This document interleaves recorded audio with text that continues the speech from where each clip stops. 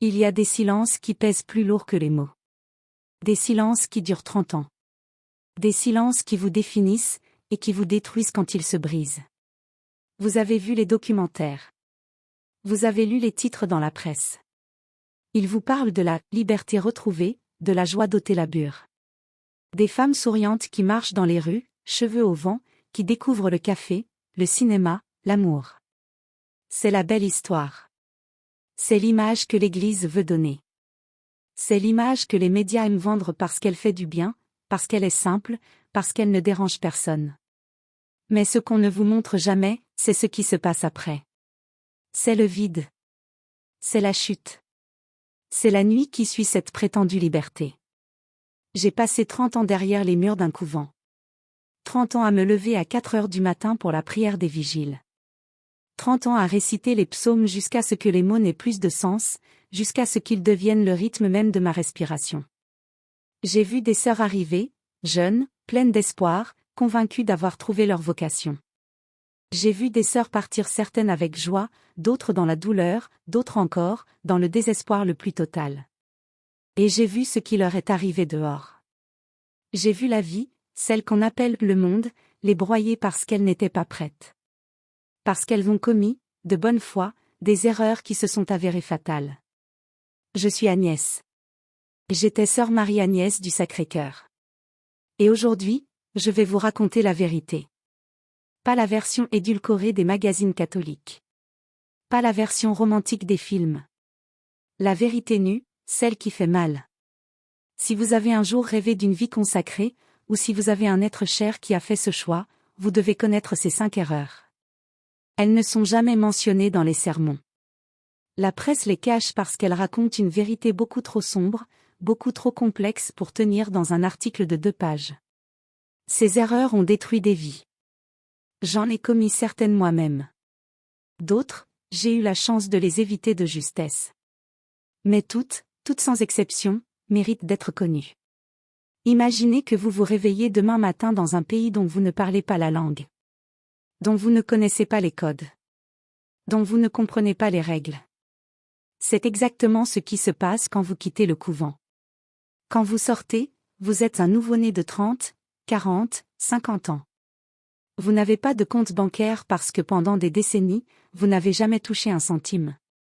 Pas de dossier de sécurité sociale à jour. Pas de permis de conduire.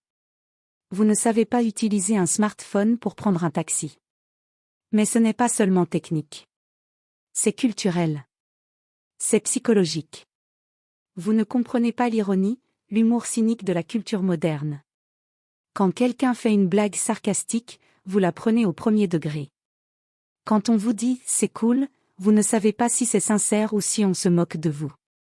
Le plus difficile, c'est le bruit. Le bruit des voitures dans la rue, même à 2 heures du matin. Le bruit des publicités qui hurlent à la télévision. Le bruit dans les têtes des gens, cette agitation constante, cette incapacité à rester en silence ne serait-ce que 5 minutes. Au couvent, le silence est une discipline. C'est une prière en soi. Le silence des couloirs. Le silence du réfectoire pendant les repas. Le silence de la cellule, où vous ne parlez qu'à Dieu. Dans le monde, le silence est une anomalie. C'est presque une menace. Les gens fuient le silence comme s'il allait leur révéler quelque chose qu'ils ne veulent pas savoir. J'ai vu des sœurs revenir après quelques semaines. Sœur Thérèse est partie un matin de printemps, pleine d'espoir. Elle avait économisé un peu d'argent, trouvé une petite chambre en ville.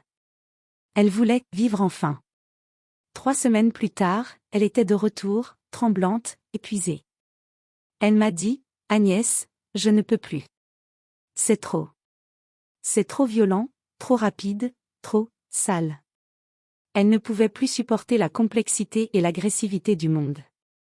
Elle avait commis la première erreur. Et elle est souvent la plus violente, la plus immédiate. Erreur fatale numéro 1, la croyance que la vie matérielle est un détail.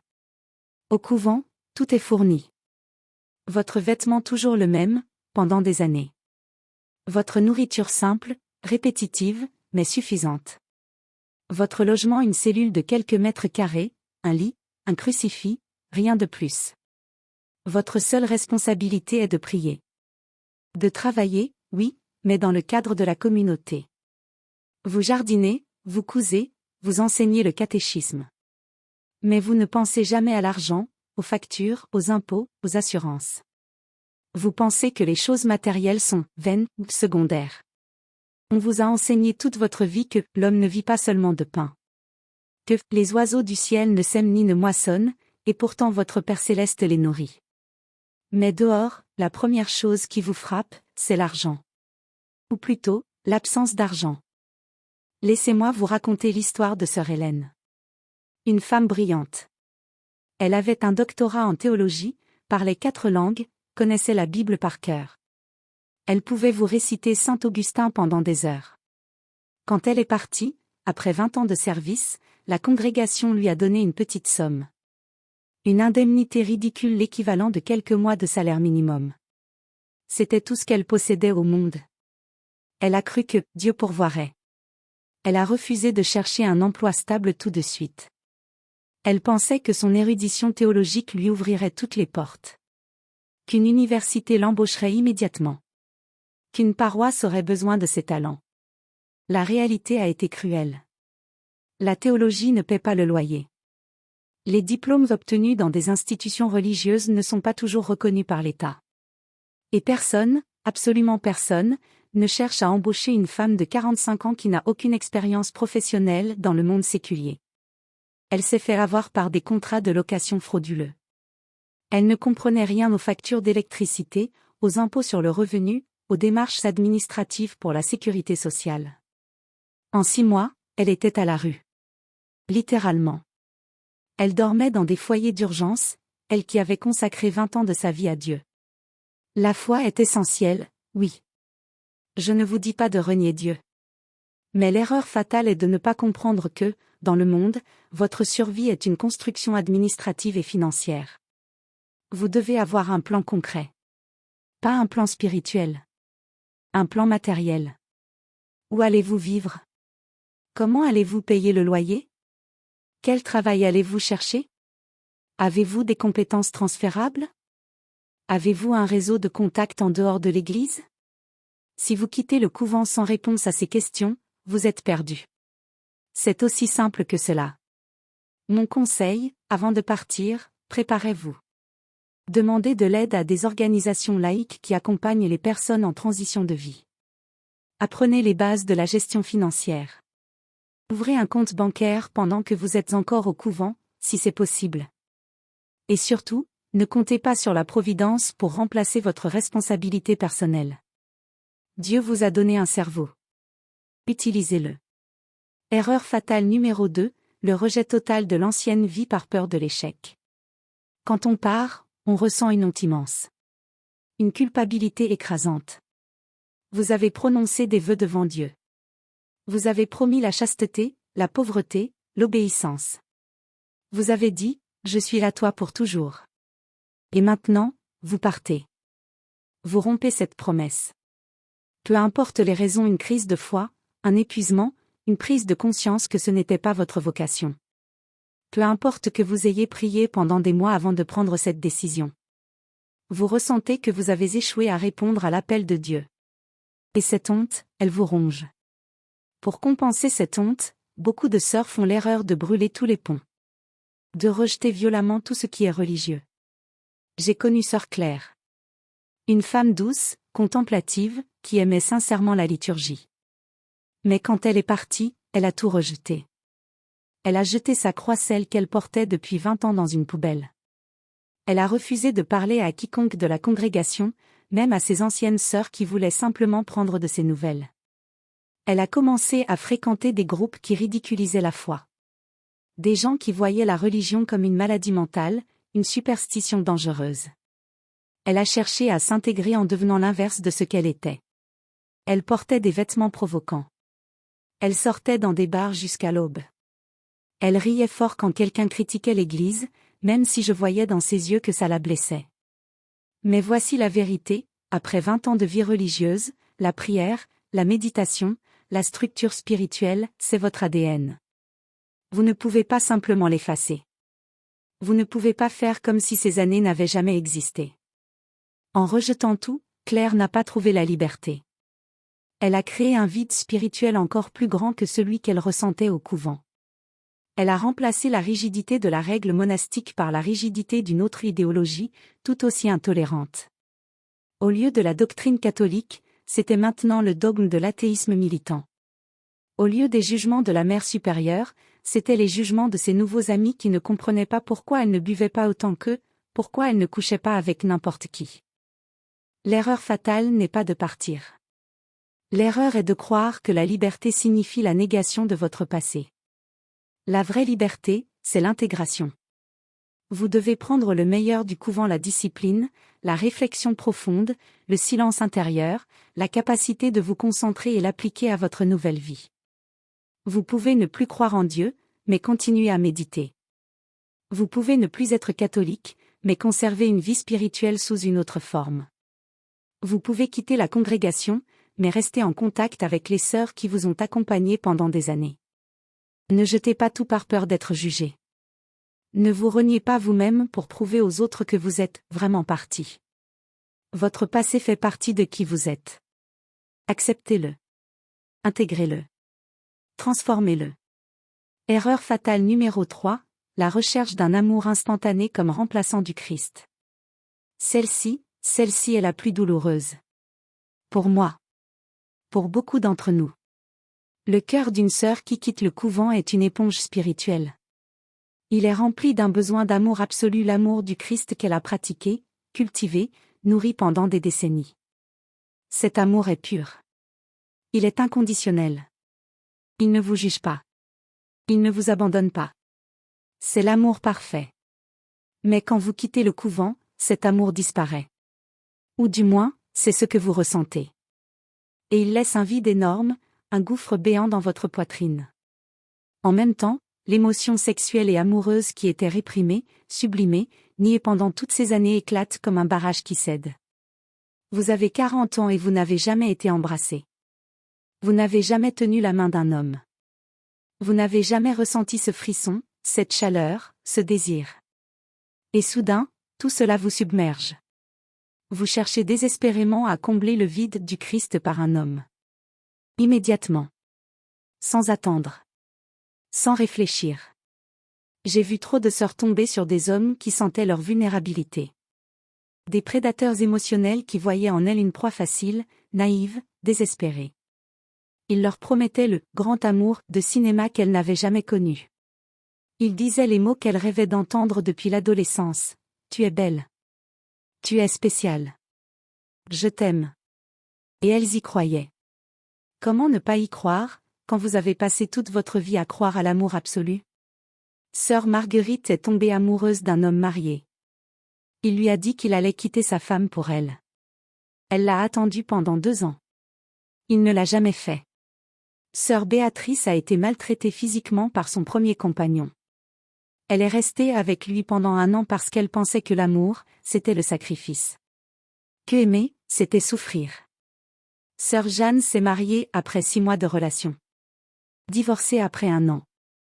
Elle ne connaissait même pas cet homme, mais elle avait tellement peur de rater sa chance d'avoir une famille qu'elle s'est précipitée.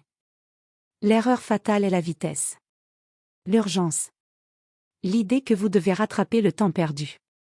L'amour humain est imparfait. Il est compliqué. Il demande du temps, de la patience, de la connaissance mutuelle. Vous ne pouvez pas remplacer l'amour spirituel parfait du Christ par un homme imparfait immédiatement.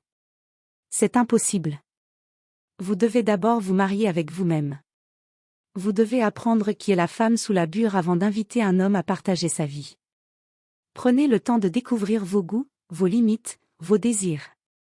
Prenez le temps d'apprendre ce qu'est une relation saine. Et surtout, ne cherchez pas un sauveur. Ne cherchez pas quelqu'un pour combler le vide de Dieu. Cherchez un partenaire, quelqu'un qui marche à côté de vous, pas quelqu'un devant qui vous vous agenouillez. Erreur fatale numéro 4, le jugement rigide de ceux qui ne vivent pas la perfection monastique. Le couvent est un lieu d'idéaux. De perfection recherchée. De discipline absolue. La vie est ordonnée, prévisible. Il y a la liturgie des heures, vigile, laude, tierce, sexte, nonne, vêpres, complis. Chaque moment de la journée a un but spirituel. Tout est pensé pour élever l'âme vers Dieu. Tout est purifié, simplifié, élevé. Le monde, lui, est le chaos. Les gens mangent n'importe quoi, n'importe quand. Ils regardent des émissions stupides à la télévision. Ils se disputent pour des futilités. Ils mentent. Ils trichent. Ils sont vaniteux, superficiels, matérialistes. Et vous, qui sortez du couvent, vous portez inconsciemment un œil monastique qui juge tout. J'ai été coupable de ça. Je l'avoue. Quand je suis sortie, j'ai jugé mes voisines pour leur manque de piété. Elles ne priaient pas avant les repas. Elles ne connaissaient même pas le Notre Père par cœur. J'ai jugé mes collègues de travail pour leurs habitudes de consommation. Elles achetaient des vêtements qu'elles ne portaient qu'une fois. Elles jetaient de la nourriture parfaitement comestible. J'ai jugé la mode, la politique, la légèreté des conversations. Tout me semblait futile, vide, dénué de sens spirituel. Mais voici ce que j'ai compris, lentement, douloureusement, l'erreur fatale est la croyance que vous êtes spirituellement supérieur parce que vous avez vécu une vie de sacrifice. Ce jugement rigide est une barrière. Il vous isole. Il rend impossible la création de nouveaux liens d'amitié sincères, parce que personne ne veut être constamment jugé par un idéal de pureté inaccessible. J'ai appris que la vraie sainteté n'est pas dans l'isolement d'un couvent. Elle n'est pas dans le respect parfait de la règle. La vraie sainteté est dans la capacité d'aimer et d'accepter les gens dans leur imperfection. Cette mère de famille qui nourrit ses enfants avec des plats surgelés parce qu'elle est épuisée après 10 heures de travail? Elle fait de son mieux. Ce collègue qui passe son week-end à regarder des matchs de foot au lieu d'aller à la messe? Il trouve peut-être sa joie autrement. Cet ami qui dépense de l'argent dans des choses que vous jugez inutiles? C'est sa vie, son choix, sa liberté. Si vous sortez du couvent en jugeant le monde vous rejettera. C'est aussi simple que cela. Vous devez désapprendre à juger pour apprendre à aimer différemment. L'amour monastique est vertical, vous aimez Dieu par-dessus tout. L'amour dans le monde est horizontal, vous aimez les gens tels qu'ils sont, avec leurs défauts, leurs contradictions, leur humanité imparfaite. Et c'est beaucoup plus difficile. Mais c'est aussi beaucoup plus riche. Erreur fatale numéro 5, la négligence de la santé mentale après le deuil de la foi. Quitter la vie religieuse est un deuil. Un vrai deuil. Vous perdez votre famille, vos sœurs de communauté, les seules personnes qui vous ont vraiment connu pendant des décennies. Vous perdez votre identité, vous n'êtes plus sœur Marie-Agnès. Vous êtes, qui? Agnès. Simplement Agnès. Mais qui est Agnès? Et pour beaucoup, vous perdez votre Dieu. Ou du moins, votre relation avec lui change radicalement. Ce deuil n'est pas reconnu par la société. Personne ne vous envoie de condoléances. Personne ne vous prend dans ses bras en disant « Je suis désolé pour ta perte ». Au contraire, on vous dit « Bravo. Tu es libre. Tu vas enfin vivre. » Mais la vérité est que vous souffrez. Vous souffrez d'un trouble de stress post-traumatique lié à l'isolement prolongé. Vous souffrez d'une dépression due à la perte de structure et de sens.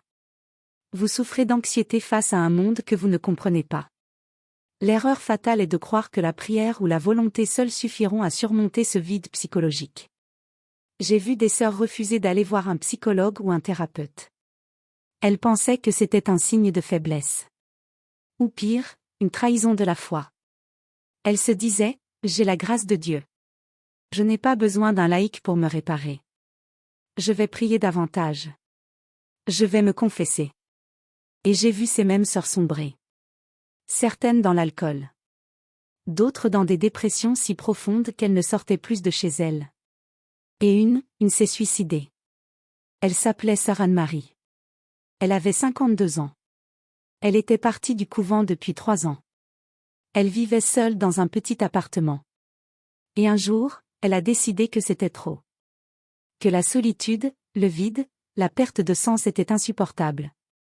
Ce secret que la presse cache, c'est que l'accompagnement psychologique est souvent la seule chose qui vous sauve. Vous avez besoin d'un professionnel, pas d'un prêtre, pas d'une direction spirituelle, mais d'un thérapeute formé pour vous aider à déconstruire les traumatismes de la vie communautaire fermée. Pour vous aider à reconstruire une personnalité adulte, indépendante, émotionnellement saine. Pour vous apprendre à gérer vos émotions, à créer des liens sociaux, à trouver un nouveau sens à votre vie. La thérapie n'est pas un manque de foi. C'est un acte d'humilité et de courage. C'est reconnaître que vous êtes humaine, que vous avez des limites, que vous avez besoin d'aide. Et il n'y a aucune honte à cela. J'ai fait une ou deux de ces erreurs. Peut-être 3, si je suis vraiment honnête avec moi-même. J'ai eu de la chance. J'ai eu une main tendue au bon moment. Une amie qui m'a accueillie. Un thérapeute qui m'a écouté sans me juger. Un patron qui m'a donné une chance malgré mon CV vide. J'ai perdu beaucoup d'années. J'ai pleuré beaucoup de nuits. J'ai douté, j'ai souffert, j'ai failli revenir en arrière plusieurs fois. Mais aujourd'hui, je suis Agnès. Je suis une femme aimée. J'ai un compagnon qui me respecte. J'ai des amis qui m'acceptent tel que je suis. Je suis l'enseignante, j'utilise mon érudition théologique pour enseigner l'histoire des religions dans un lycée. Et je suis libre. Mais la liberté, ce n'est pas ce que vous croyez. La liberté n'est pas de faire ce que vous voulez, quand vous voulez. La liberté est la capacité de faire des choix conscients, éclairés, sans la pression de l'uniforme ou du passé. C'est la capacité de dire oui ou non en toute connaissance de cause. C'est la capacité d'être pleinement vous-même, avec vos contradictions, votre histoire, vos cicatrices. Si vous êtes une ancienne sœur, ou si vous en connaissez une, rappelez-vous que la guérison est un processus lent. Elle exige de la patience, de l'humilité et de l'aide professionnelle. Elle exige aussi de la compassion envers vous-même, envers les autres, envers ce que vous avez été et ce que vous devenez. Ne vous précipitez pas. Ne vous jugez pas trop durement. Et surtout, ne restez pas seul. J'aimerais savoir de vous, quelle est, selon vous, l'erreur la plus difficile à surmonter pour quelqu'un qui a quitté le couvent ou le séminaire? Le manque d'argent et la précarité matérielle? La solitude et la perte de communauté? La recherche désespérée d'amour? Le jugement des autres et de soi-même?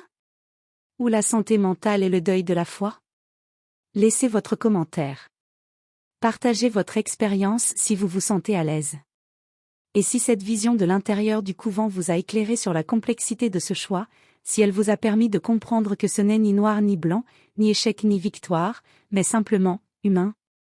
Likez et partagez cette vidéo pour briser le silence sur ce que la presse cache. Merci de m'avoir écouté. Merci d'avoir eu le courage d'entendre cette vérité.